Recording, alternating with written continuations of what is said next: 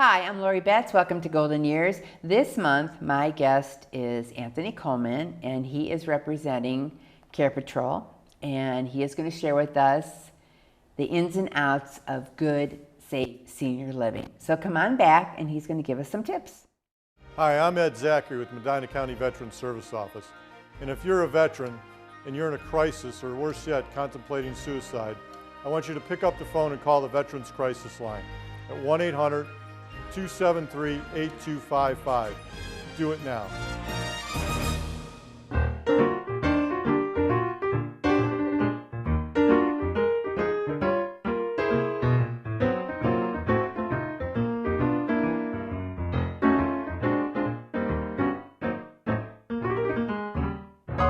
Hi, welcome back to Golden Years. I'm Lori Betts, and I'm interviewing Anthony Coleman, and he is representing Care Patrol. And he is going to share with us ideas about safe senior living. So thank you, Anthony, for joining me this month. You're welcome. Thanks for having me on. I appreciate it. And I'd like to know, and my viewers would like to know, what is Care Patrol? So Care Patrol is a franchise organization. It was actually founded by a medical social worker in Phoenix, Arizona in the early 90s. He saw the need to help families find the appropriate and the safest living option for their loved one. And so he developed a personal concierge service that does just that. We work with families. We help them find independent living, assisted living, memory care, and in-home care, depending on their care needs, their budget, and their preferred location. It starts with a discovery process. We learn about their needs. Based on their needs, we actually tour them around and show them the most appropriate option that fit their needs, much like a realtor would show families new home. Oh, okay. And the best part about Care Patrol is that we are a free service to the family. We are compensated by our national and local network of provider partners. Oh, very good, very good.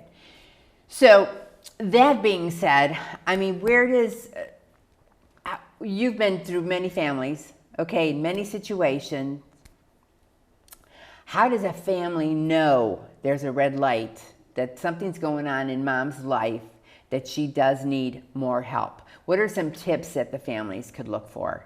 Like, is mom not eating or not dressing? Or when is the time that they pick up the phone and they call you and say, we need some help here? And it's interesting because I work with so many families and the dynamics are always different. Sometimes you have a senior that lives locally here and the family's distended, and the kids call mom, and mom's always okay. But then they come home for Thanksgiving, they come home for a holiday, and they realize that mom's not okay. You know, the interior, exterior of the home are in disarray. There's spoiled food. The house is a mess. Mom looks a little unkempt. They're not taking their medications. They're falling. They don't drive anymore. They're isolated. They're not getting out and about. They're not moving and grooving. They're not socializing. So those are really some key red flags that a family can hone in on and consider possibly making a transition out of the home or getting some care in the home to help them stay safe in the home until they're ready to make the move. Because being out of state, I mean, that phone call can hide a multitude of sins. You know, because like you said, mom's going to say, I'm fine, I did this today, I did that today. And like you said, they walk into the house and they're like, oh my goodness, what happened? What happened in the past month? Yes. And things can change in a heartbeat.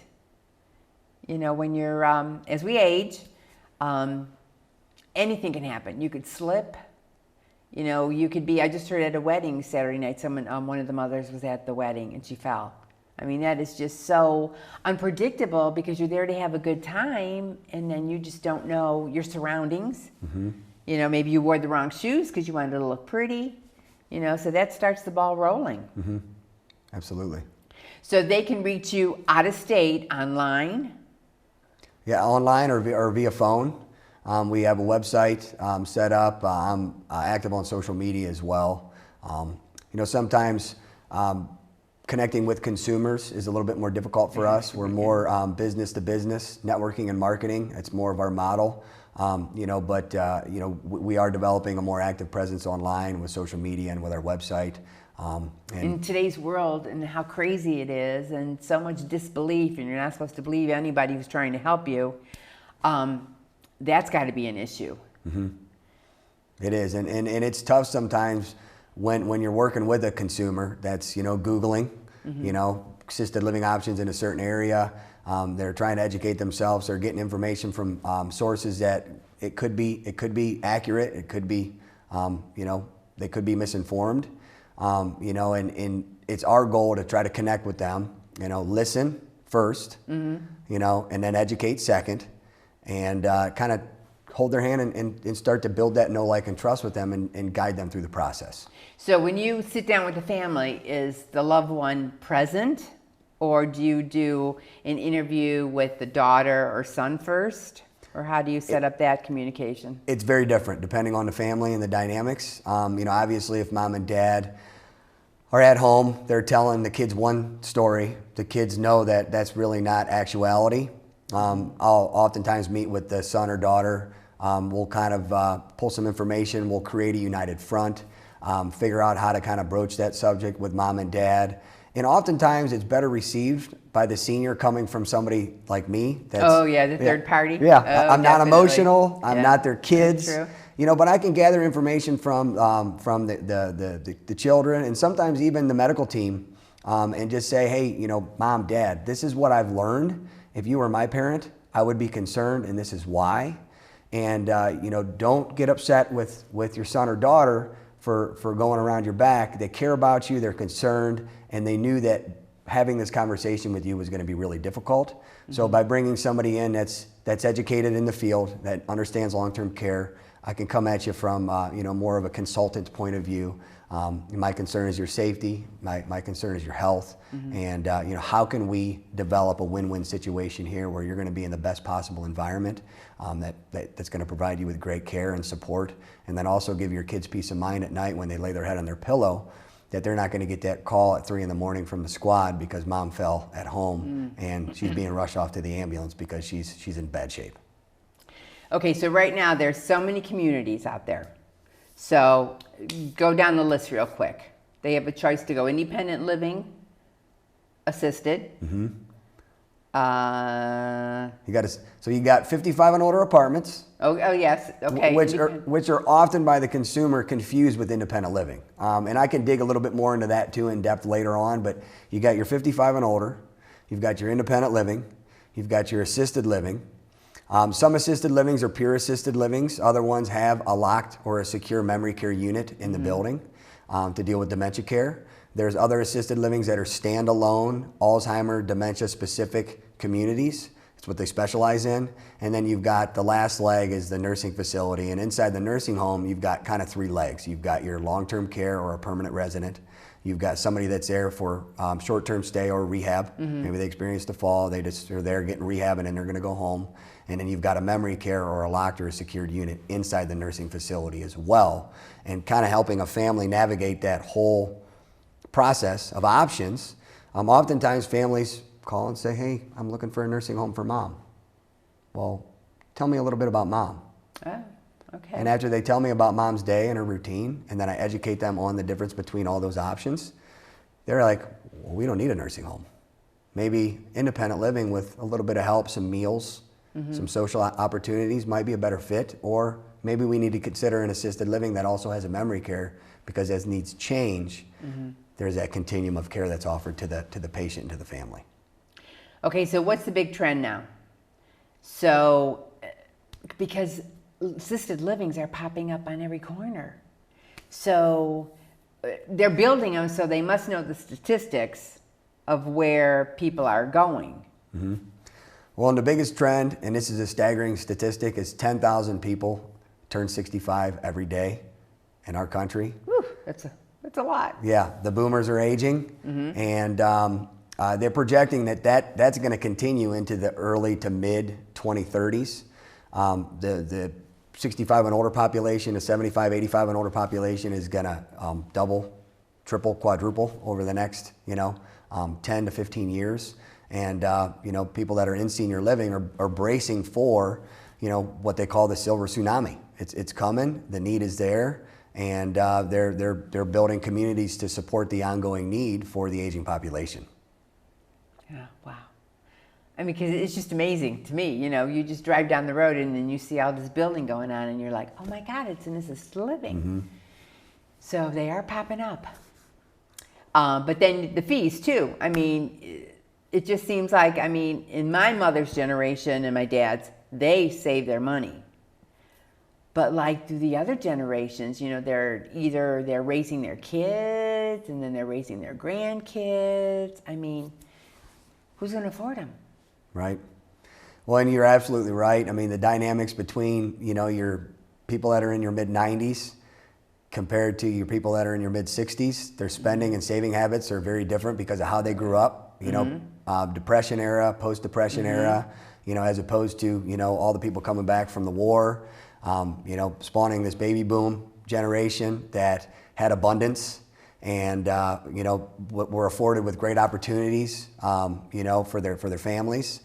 They were raised very differently than mom and dad were, and therefore they lead different, they save different, and they spend different, and that all comes into play when I'm working with a family is talking to them about the economics and the finances behind making a good decision and helping them plan appropriately to either afford or not afford to determine whether they can or they can't afford, you know, going into an assisted care setting.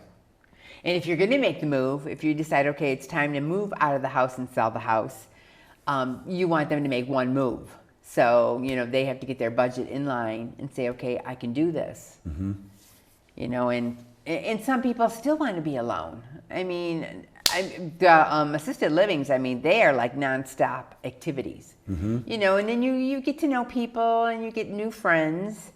And then they have to get themselves warm and fuzzy to the place and get accustomed to it.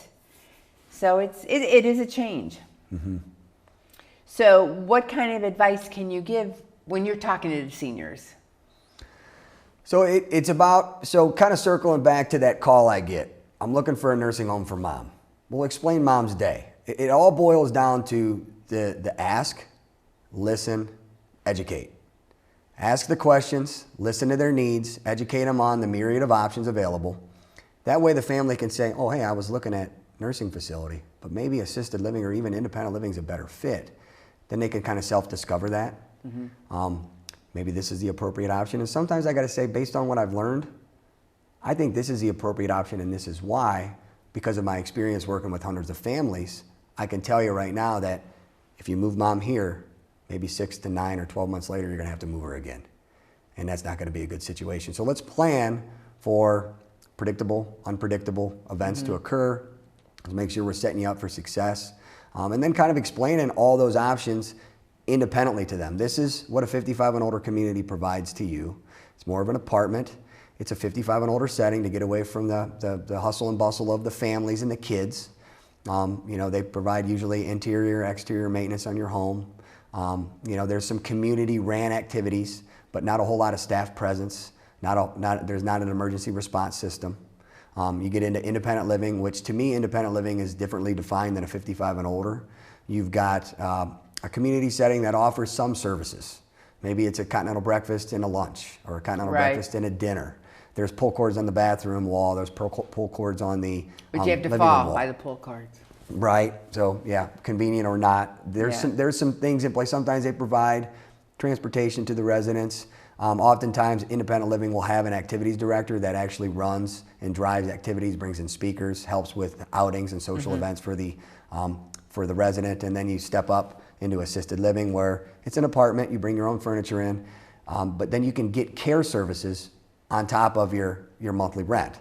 So you've got your base rent, which covers typically your room and board, your meals. Different levels of pay. Yeah. So they charge two different ways. You've got your base rate, which covers typically your room, your utilities. Now, some assisted livings will make you pay a little extra for your phone, your cable, your Wi-Fi, and transportation, and other ones include that. So that's important in educating the family too when they pick a community. What's involved in the cost, what's covered with the base rent. But typically it's your 3 meals a day, your housekeeping, your laundry, your utilities, and then they do care on top of that. And that all comes down to an assessment. So they do what's called a level of care assessment. Right. And they determine your level of care. They develop and devise a personalized care plan for the senior. We're going to help with medications. We're going to help with showering. We're going to help with grooming. We're going to help with transferring, toileting, dressing, whatever it might be that specific senior needs. And then you're going to get care charges on top of your base rent. Now, not all assisted livings are created equal. Some. They're all different. And they have to find their niche too, because Yes. they have to fill those buildings. Absolutely. We are going to take a quick break, and then we're going to come back and we're going to hear some more.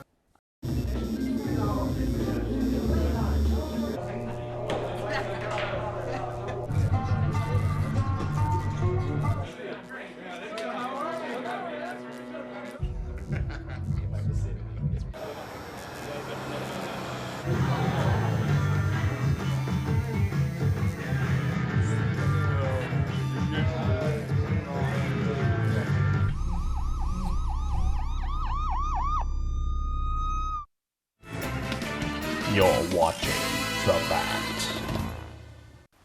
Welcome back to Golden Years. I'm Lori Betts, and I'm interviewing Anthony from Care Patrol. And I want to ask you, how did you get involved in this organization, So in this field, in the seniors, and share that. To me, it's personal. I went through this whole process with my grandparents and really kind of had two completely different experiences. One very seamless and easy. My mom's mom and my dad's mom, very feisty and difficult. My dad lived in Northern Ohio. He grew up in Dayton. Mom was in Dayton, lived in a 2-story townhome. Bedroom, bathroom was on the 2nd floor. And we hear this story often, working with families, and I'm sure you do too, working in senior care. Going up and down the steps was getting tougher for her. Managing her household was getting tougher for her. She kind of went through a series of falls, hospitalized, had to go into a nursing facility, discharged to home with home health. And my dad is not very tech savvy. He's not a Googler. He doesn't know how to do research and learn about what's available. So ultimately, I kind of became his office manager. Okay. I would go online. I would learn about Medicare, how it applies. You have to do a certain amount of days in a hospital in order to be discharged into skilled rehab and have it covered under Medicare. There's parameters within Medicare depending on the type of insurance you have, supplement, advantage plan, so on and so forth. So, long story short, going through that with my dad and my grandma was just very trying. And ultimately... For you, it's trying. Yes. Think of the senior.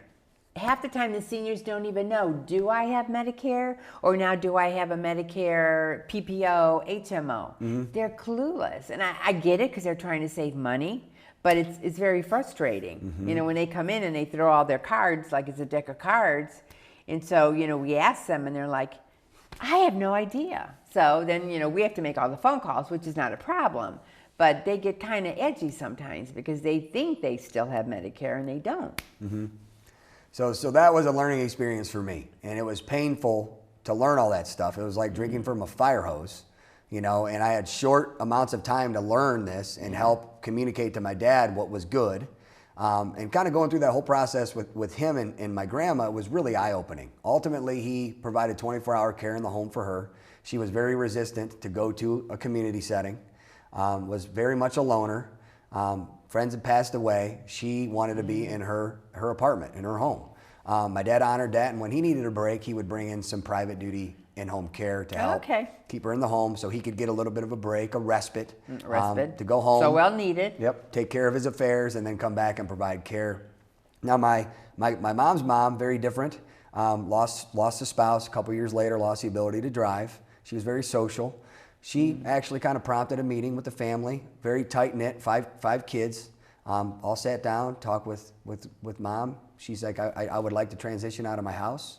I would like to move into an assisted living setting, which probably happens less than 10% of the time. I was going to say it's very rare, very rare. And she's been there ever since. She's been getting good care, and they've kind of are continuing to care for her. And that's where she calls home now. And it's a great place. Family's still very involved, but they can stay involved as my grandma's children. Come, bring her magazines, bring her old pictures, do her nails. Come and talk with her and enjoy spending time with her instead of becoming a caregiver and constantly having to go to handle things for their parent. So they've created that dynamic. It's been very healthy for my mom, for her siblings, and for my grandma on her side of the family. So kind of having gone through it, seeing both sides of the spectrum, very easy and seamless, very difficult and feisty, and everything in between now that I've been in this business working with families. But it really hit home and it really resonated with me personally And once I learned about Care Patrol, I said, okay, this is my personal crusade. This is my fight, and helping educate families on what's available to them so they can make the best, most informed decision that fits their situation. And like you said, no two families are the same. Correct. Because we always talk about giving up driving too. So you have the person that says, okay, here's my keys, and you have the other one that says, you're not taking my keys. So that could be a whole different issue. Oh, yeah. Do you have a user-friendly website?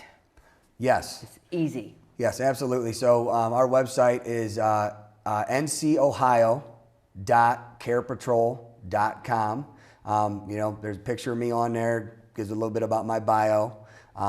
Picture of one of my team members, Lori, is on there as well. A little bio about her, and you can kind of click through the website, and it's a good educational resource for the clients. It kind of educates them on the differences between the independent living, assisted living, nursing home, in-home care. Kind of helps them develop a base of knowledge. And then there's some contact information on there too as well. If they want to reach out to me direct, they can find the phone number right on the website. Like, do you have a survey on there that they could answer their own questions to kind of make a choice, or no? So when you sit with them, like, you have some info ahead of time, or? Typically not. It's a name and a number, and I never know when my phone rings. I never know what the family on the other line is going to need, but I often know there's going to be a lot of emotions, a lot of stress, a lot of panic. Sometimes not, but more times than not, it's that way. And how can I help? This is what we do, and it's that personal dialogue. It's that personal connection with the end user that really allows us to shine. Being local, being personal, physically meeting with them, if possible, meeting them in their home, meeting them for a cup of coffee, and actually sitting down and connecting with them and listening and learning about their situation and educating them on what's available so they can figure out what the best move is for their situation. And you're the expertise in that field, so you just have to help, like, the child, the adult child, to try to decide and help mom and dad decide which avenue they should go down. Absolutely. And like you said, it's not an easy decision, and it's not a quick decision. So your appointments could be like half hour to 3 hours. Absolutely. Yep. I've had 3-hour appointments before. You get a lot of siblings. Some of them agree, some of them don't. And everybody's got their opinions, and it's my job to kind of wade through all of that as well. So I've got to put on my counseling hat oftentimes, and there's a lot of baggage. There's a lot of past with siblings and families that oftentimes I uncover, and it helps me to figure out why people are the way they are, why they act the way they act towards each other, why they're approaching the situation the way they are. And it's my job to kind of get in the middle of that fight sometimes and help everybody develop a common ground, animosity aside, past aside, what's most important for mom and dad. Correct. And how do we keep them safe? Let's focus, let's keep our eyes on the prize, let's focus on that. And we need to collaborate here. I need some buy-in, whether you agree or disagree. What can we do to keep mom safe? What can we do to keep dad safe? So when you do the assessment, then do you walk away and then do you call them back? Or I'm sure sometimes they say, okay, Anthony, let's get something going now. Let's make appointments. Yep, and that's usually the second phase is I ask, I listen, I educate, and then it's touring. Let's schedule a day and a time to go out and take a look at some of these options. And then that way they can see what these communities are like, what the cost is, what the feel of it is, how these communities do their care, and just get an overall feeling for what these communities have to offer their family and their loved one. So if they do a day of touring, they can have breakfast, free breakfast, lunch, and dinner then, right? Yeah.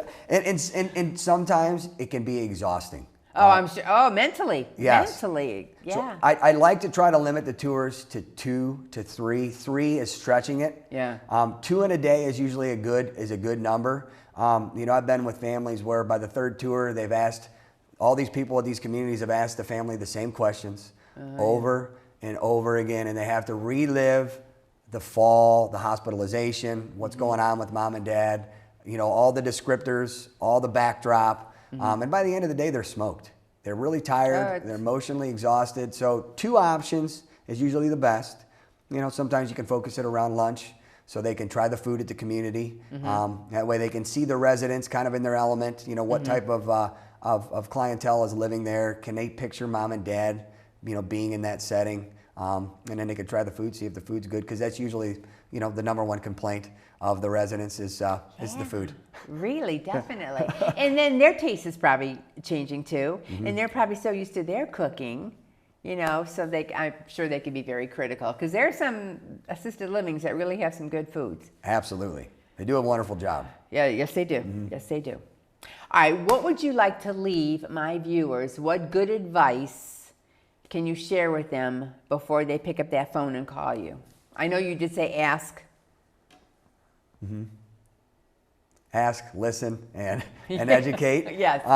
Well, a lot of it too is our provider partners. Not only are we partnered in with assisted living communities, but we've developed a nice Rolodex of elder law attorneys, realtors, moving companies, you know, medical supply companies.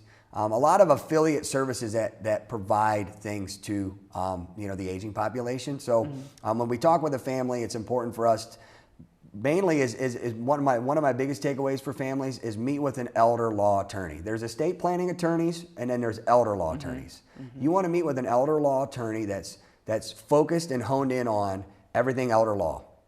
So they can get a power of attorney in place, a living will in place. They can start developing an estate plan, create a trust if necessary to protect assets, and they can develop a plan and start to educate and inform themselves on what mom and dad's needs are. If something happens to mom and she goes into the hospital and she needs to go into the nursing home and she's there for 60 to 90 days, what do we need to do to take care of her affairs? And if the family has nothing in place, they've got to go through that while they're going through all this other stuff. Exactly. And it's exhausting. So, you know, the first piece of advice is, and one of the first questions I ask is, has the family met with an elder law attorney, and do they have those documents in place? And if not, I can make referrals for the family, get them in front of an attorney to get that process going. But that's probably one of the most important pieces of advice. That's a very good point. Get with elder law now, way before your mom and dad need it, and get a plan in place and familiarize yourself with their affairs, passwords, get your name on their bank account, and then that way, if something happens to them, you can help them.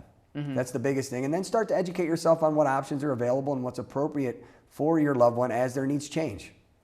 Definitely. And that's where we can come in and help them. Well, good. It sounds like that's a great partnership, because we all know it's going to happen, and you know you have to place mom and dad somewhere sometime, and you might as well do it when they're happy and receptive to the idea, because they can't live in their home forever unless they have people coming in, and they have to accept that, because you know, there's a variety of people and different opinions and different wants and needs. So either you're going to have someone come in the house and you're going to stay in the house and have someone come and live with you or help you 24/7, or enjoy life and go to an assisted living and have the meals brought to you and have activities. Absolutely. You know, so quality of life. Well, I'm glad you joined me this month. Well, thanks for inviting me. And I hope my viewers, you gave us a lot of wealth of information, so I hope my viewers check out the website, write your questions down, and give Anthony a call, and he'll be more than happy to give advice and set up some time where you could take mom and dad on a tour. Thank you. So thank you. Thank you. Have a good month, and we'll see you next month.